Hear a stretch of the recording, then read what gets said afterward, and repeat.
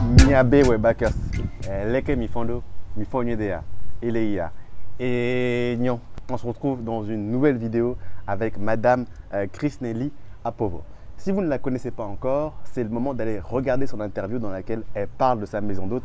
Sa maison d'hôte que moi j'ai qualifiée comme la meilleure maison d'hôte du Bénin, une maison d'hôte extraordinaire. Franchement, un service impeccable. Je reviens encore une nouvelle fois ici et comme d'habitude, je suis impressionné. Là, on est dans le jardin de Canelia. Donc sa maison d'hôte s'appelle la maison de Canelia. Là, on est dans le jardin de Canelia. Comme vous le voyez, c'est magnifique, c'est très fleuri, c'est beau et le service est top. On va s'arrêter dans la vidéo qui nous intéresse aujourd'hui sur pourquoi venir au Bénin. Comme vous le savez, moi je répète souvent qu'il faut venir au Bénin, qu'il faut s'installer au Bénin, qu'il faut découvrir le Bénin. Enfin bref, je fais la promotion du Bénin. Certains me disent dans les commentaires, ah mais toi t'es pas objectif, qu'est-ce que tu racontes, le Bénin c'est pas comme ci, c'est pas comme ça. Aujourd'hui on est avec une webhacker qui est revenue s'installer au Bénin, ça fait plus de 10 ans maintenant, qui connaît la réalité du terrain. Donc elle va nous dire ce qu'elle pense sans détour.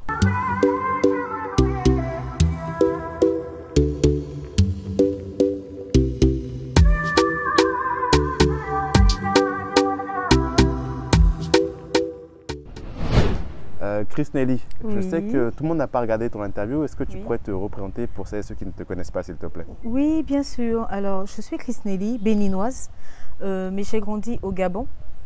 J'ai fait mes études, puis travaillé en France avant de revenir, donc il y a plusieurs années maintenant, m'installer au Bénin.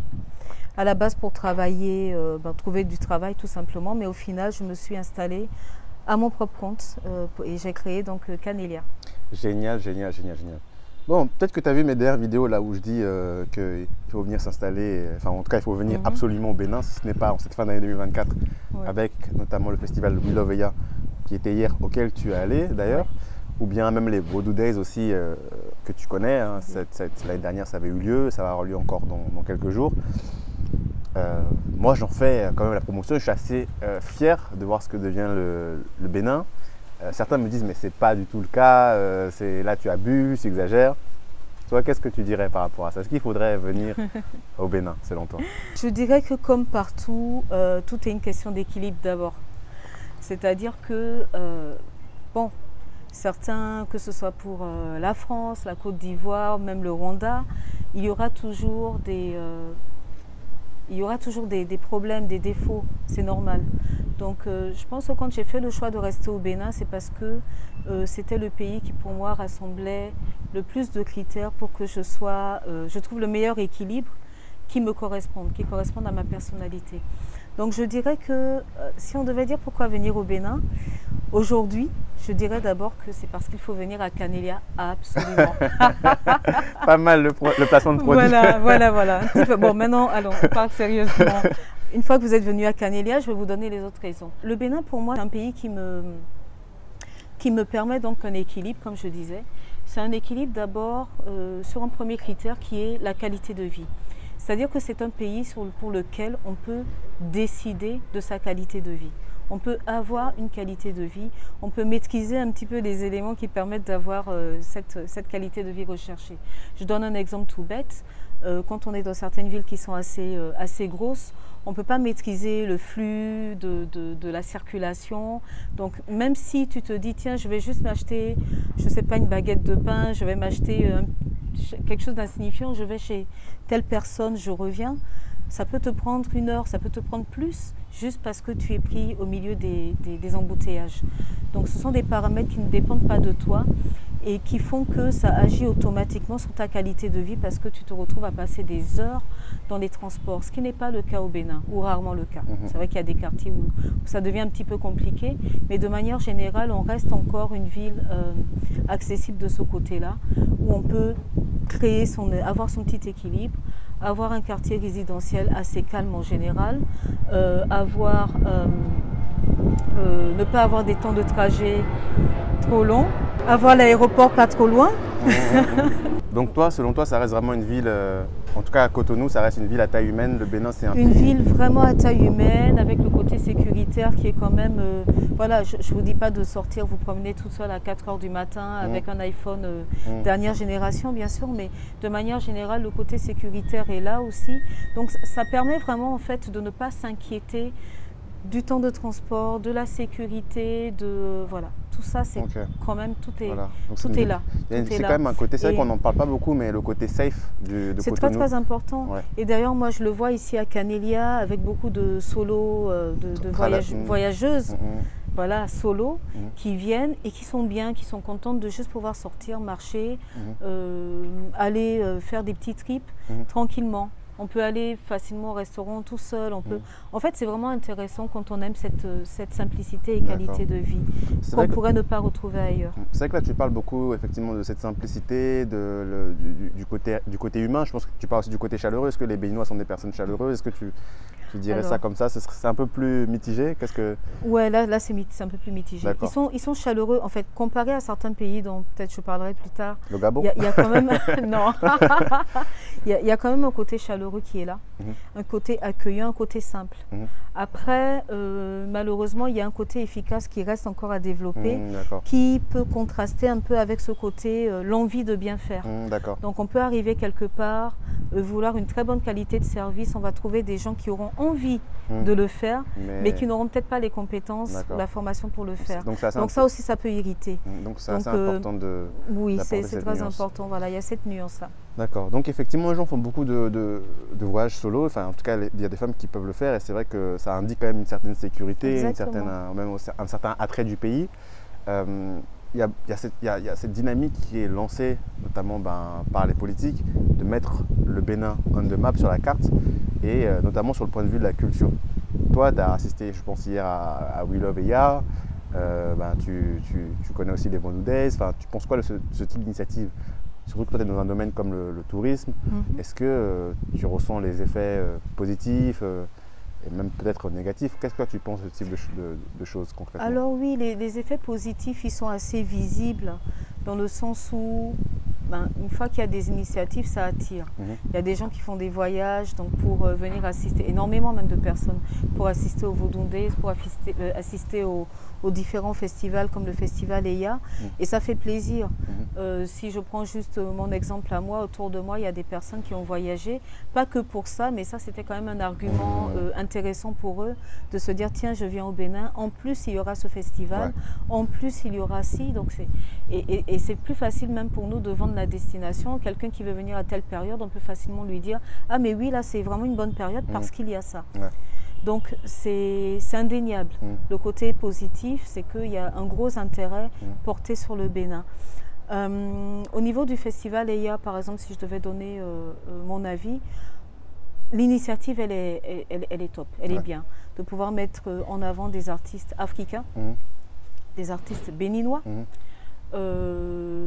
C'est vraiment, en fait, ça n'a pas de... Et afro-descendants aussi. Il y a quand même et afro-descants, voilà, hier par exemple, il y avait l'haïtien, et franchement, ça fait quelque chose. On n'appelle pas l'haïtien, c'est Joey doit filer. Exactement, non mais par exemple, hier, d'entendre toute la foule en train de chanter, moi je me mettais à la place des artistes et j'étais hyper contente de me dire, mais ils viennent au Bénin, ils entendent des gens chanter leurs chansons sans avoir besoin de chanter eux-mêmes.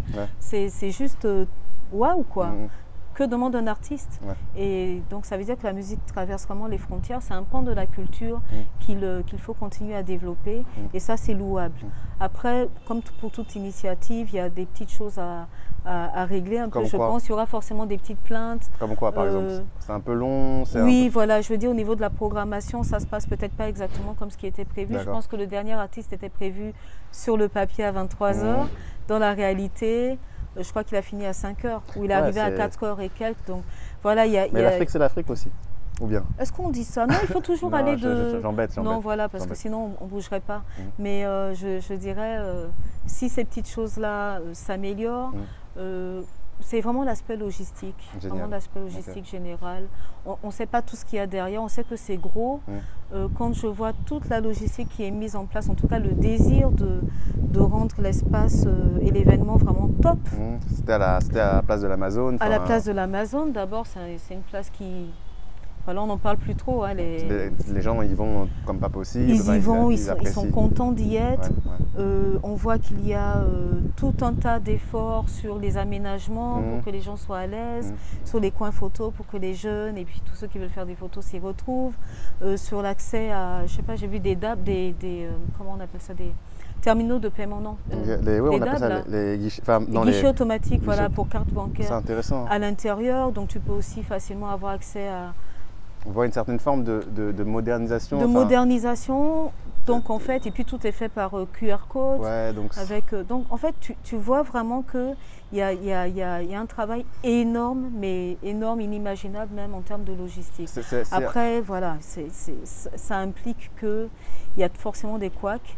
Il y avait des délais un peu lents pour avoir accès à la nourriture, pour avoir les concerts, mais je me dis que on est sur le bon chemin. S'ils continuent ainsi et qu'ils apprennent des petites erreurs, ça ne pourra être que mieux d'année en année. Donc effectivement, je pense que c'est un peu le reflet, disons, du pays. Enfin, effectivement, il y a une volonté d'aller vers de l'avant. Il y a toujours quelques petits trucs à régler. Toujours. Voilà, en fait, il y a des petits problèmes de forme, je dirais, mais dans le fond, c'est quelque chose de très bien. J'ai pas grand-chose à dire sur le fond. En parlant de fond, là, on a parlé de We Love Eya. C'est vrai que quand tu étais venu au Rwanda, on avait parlé justement des Vodou Days. Et il y avait un gros aspect qui revenait beaucoup et qui revient beaucoup, notamment chez les Béninois. On dit qu'on essaie de faire venir, effectivement, de rassembler les Africains et les Afro-descendants à travers le vaudou qui est appelé aussi Orisha chez les Yoruba, qui a traversé effectivement l'Atlantique en allant au Brésil, aux États-Unis, en Haïti aussi également. Et l'une des critiques qui revient beaucoup, c'est en fait, on essaie de mettre en avant le vaudou et puis on rapatrie d'une certaine manière les Afro-descendants qui viennent avec certaines, on va dire, certaines cérémonies. Toi, tu m'as parlé notamment du carnaval. Je vais peut-être te laisser développer. Qu'est-ce qui fait un peu l'objet de, on va dire, de critiques, de polémiques, voilà. Et tout. Si je devais résumer un petit peu ce point-là, je dirais que personnellement, je trouve qu'il y a un peu une absence de pont. Entre je pense que voilà, il y a une absence de pont dans les deux sens. C'est-à-dire la population n'est peut-être pas préparée à... En fait, pendant très longtemps, il n'y a rien eu. D'accord. C'est-à-dire que le Brésilien qui vient en se disant « je reviens sur ma terre », il vient et on l'appelle Yovo.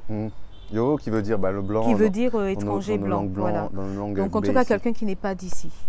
Donc imaginez quelqu'un qui revient en se disant j'arrive, je foule le sol, et là on lui dit mais t'es pas d'ici.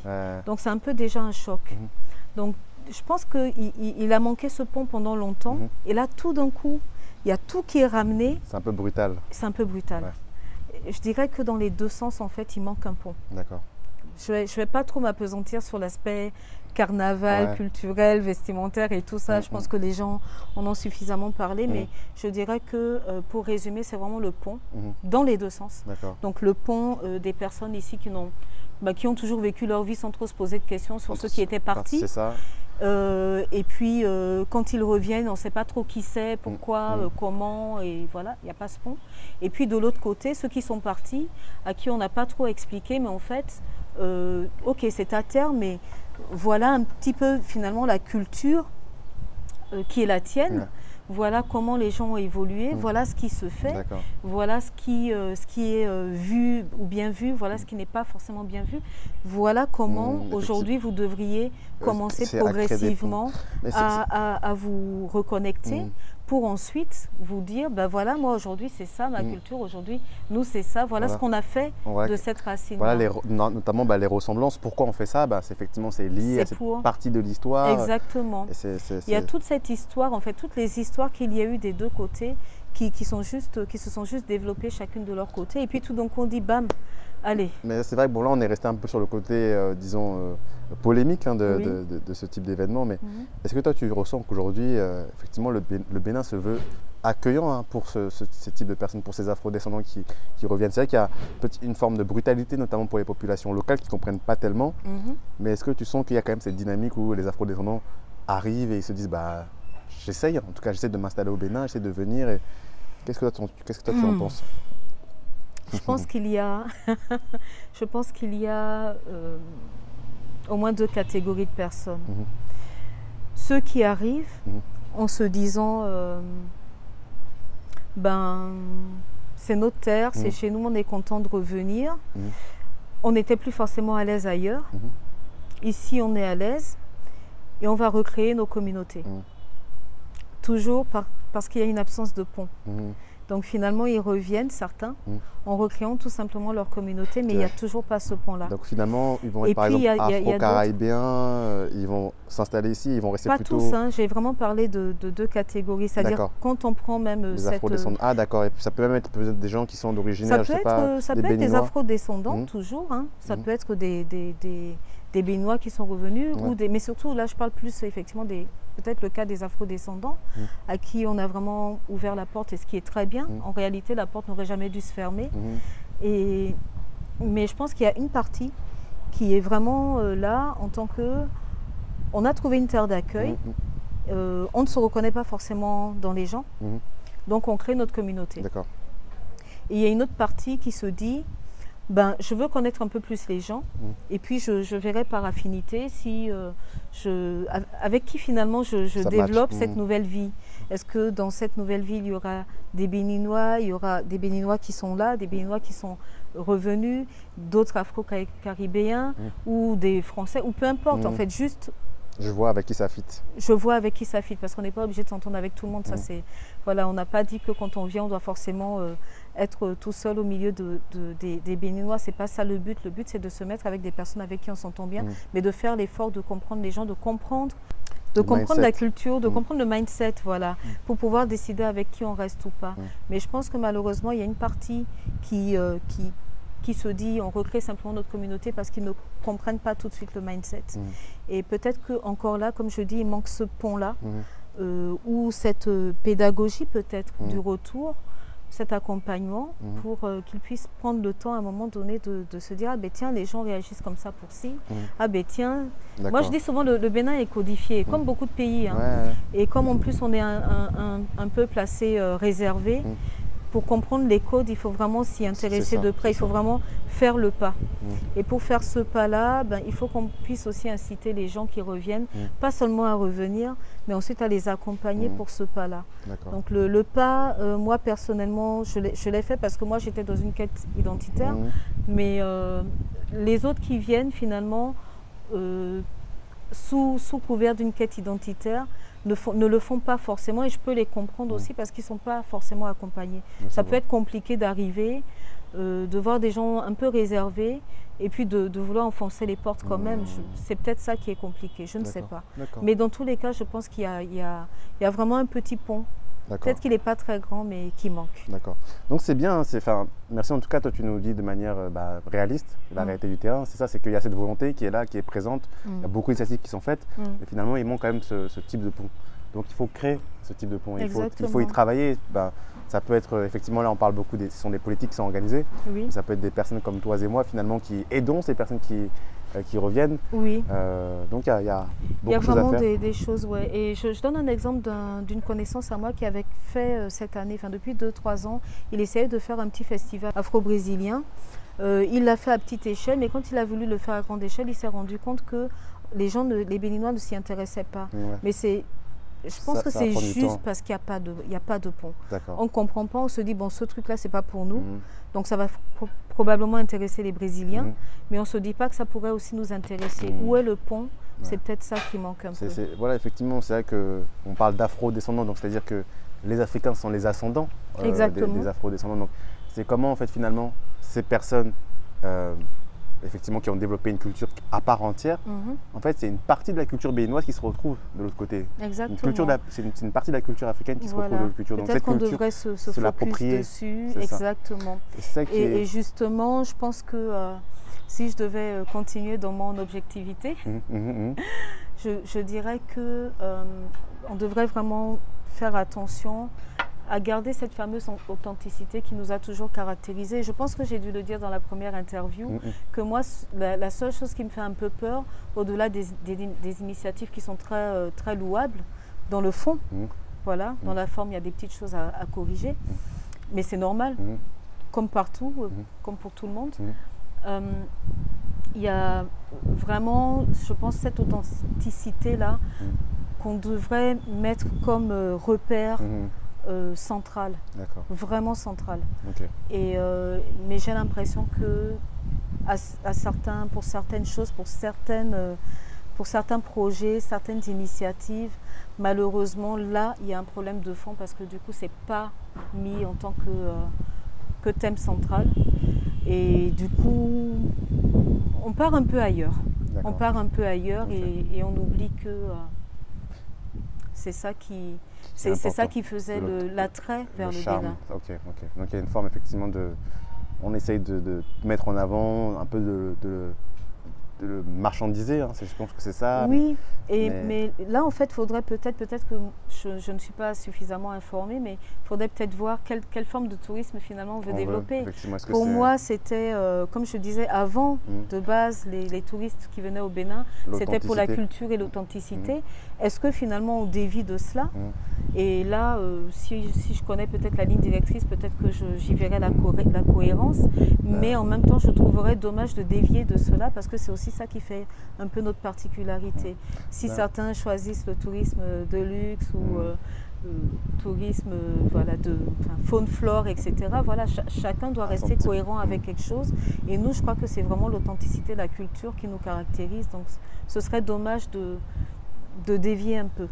Attends, peut-être, bon, là c'est vrai qu'on a beaucoup insisté déjà sur l'aspect tourisme, les politiques qui sont mises en place, We Love Eya, Days. Là, je viens de penser à quelque chose. C'est vrai que dans ma vidéo, j'en parlais, je disais qu'on asphalte les routes. Quand je suis arrivé d'ailleurs devant chez toi, à Canelia, ben, ça a totalement changé. Je n'ai pas pu reconnaître la rue. C'est une bonne chose pour le tourisme, non? Ça, le fait est de mettre des infrastructures, des routes, donner l'accès. T'as pas l'air convaincu. Alors, non, c'est pas ça, pas du tout. Non. Le seul problème que j'ai pour l'instant, c'est que moi-même, je ne reconnais pas chez moi. Quand je rentre, je dépasse. Et après, je dis, mais non, c'était là, parce qu'on avait plein de fleurs, plein de plantes, des bougainvilliers. Vraiment, c'était une végétation luxuriante, on va dire. Et puis, bon, là, c'est juste un mur un peu sale. Donc, c'est pas très sympa, mais bon, on sait que c'est temporaire et c'est pour quelque chose de positif en principe.